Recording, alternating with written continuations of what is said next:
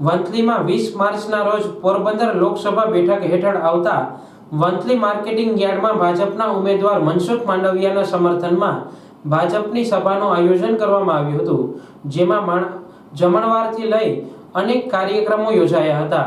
આ અંગે કોંગ્રેસે ચૂંટણી પંચમાં ફરિયાદ કરતા આક્ષેપો કર્યા છે કે માર્કેટિંગ યાર્ડ એ સરકારી મિલકત છે।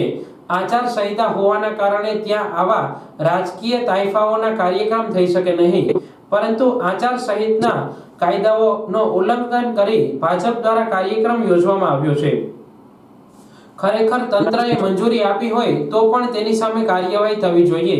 24 કલાક થવા છતાં હજુ સુધી ચૂંટણી પંચ દ્વારા કોઈ કાર્યવાહી કરવામાં ન આવતા જૂનાગઢ જિલ્લા કોંગ્રેસના મહામંત્રી વીટી સીડા દ્વારા ગુજરાત રાજ્યના ચૂંટણી પંચ સહિતનાઓને ફરિયાદ કરી તાત્કાલિક ગુનો દાખલ કરવાની માંગ કરતા રાજકીય ગરમાવો ઊભો થયો છે।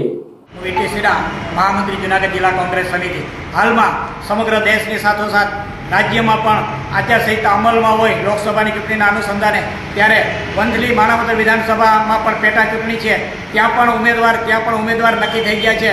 લોકસભામાં ભાજપના ઉમેદવાર મનસુખ માંડવિયા છે અને કોંગ્રેસની અંદર લલિતભાઈ વસોયા છે અને ભાજપની અંદર અરવિંદ લાડાણી છે, એ પણ ત્યાં નક્કી થઈ ગયા છે। અને ત્યારે ગઈકાલે ભારતીય જનતા પાર્ટીના લોકોએ કોઈ પણ કાયદાના ડર વગર, આચારસંહિતાને ધ્યાને લીધા વગર વંથલી માર્કેટ યાર્ડ એટલે કે ગવર્મેન્ટની માલિકી ગણાય તે ગવર્મેન્ટની માલિકીમાં 500 થી 1000 માણસોની સભા કરી અને સભા બાદ વિશાળ ભોજન સમારંભ રાખ્યો। તે ભોજન સમારંભમાં જાણવા મળતી વિગતો મુજબ 300 થી 350 ની થાળી હતી અને તેવી થાળી વીઆઈપી જમવામાં આવેલ અને કોઈ પણ કાયદાનો ડર નહીં। જ્યારે કોંગ્રેસની સભા હોય ત્યારે અધિકારી એલઆઈબી આવી જાય તો ત્યાં એલઆઈબી નહોતા, કેમ કોઈ એલઆઈબી રિપોર્ટ નથી કર્યો? આજે તે ઘટનાને 24 કલાક બાદ પણ કોઈ ગુનો દાખલ વહીવટીતંત્ર તરફથી આપવામાં આવેલો છે। શું તાલુકા વિકાસ અધિકારી કે તાલુકા મામલતદારશ્રી કે નાયબ કલેક્ટરશ્રીની પણ ત્યાં જ કચેરીઓ છે, તો એમના ધ્યાને પણ નથી આટલો મોટો ચૂંટણી ભંગ કરેલ, આચારસંહિતાનો ભંગ કરેલ છે ભારતીય જનતા પાર્ટીના લોકોએ? કેમ કોઈ આજ દિન સુધી કોઈ આગળ આવ્યું નથી ફરિયાદ કરવા માટે? શું મનસુખ માંડવિયા જેવા લોકસભાના ઉમેદવાર હોય, કેન્દ્રીય મંત્રી હોય, એનાથી કોઈ ચૂંટણી પંચ ડરે છે?